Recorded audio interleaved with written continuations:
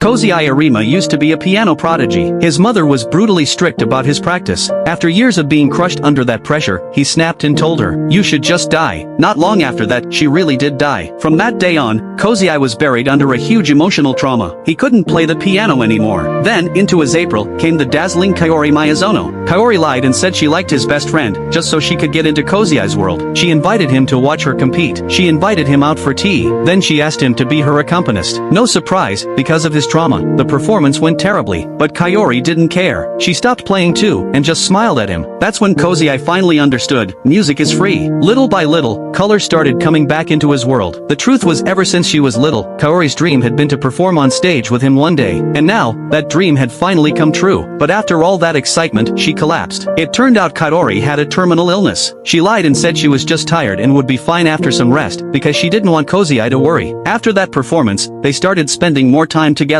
With Kaori's encouragement, Kozai found the courage to face the piano again. As her illness got worse, Kaori could only live inside a hospital. But even then, she would call him and cheer him on. Whenever her condition stabilized, she'd sneak right out of the hospital just to make more memories with Kozai. As Kaori's illness got even worse, Kozai slowly started to realize what was happening, and he couldn't play the piano again. So Kaori made a promise with him to lift him up. On the day of his competition, she would go through with the surgery she'd been too scared to have. But life isn't a miracle. Kaori still left him forever. Before she died, she left him a letter. On that paper, she wrote how she'd admired him since she was a little girl. She wrote about how she ran into him when really, she planned it all. At the end of the letter, she finally confessed her love to Kozai. Another April came. The cherry blossoms still covered the path. Kozai sat alone under the cherry tree and opened the piano. His playing was gentle, but full of strength. 私は誰かの心に住めたかな。そうだね。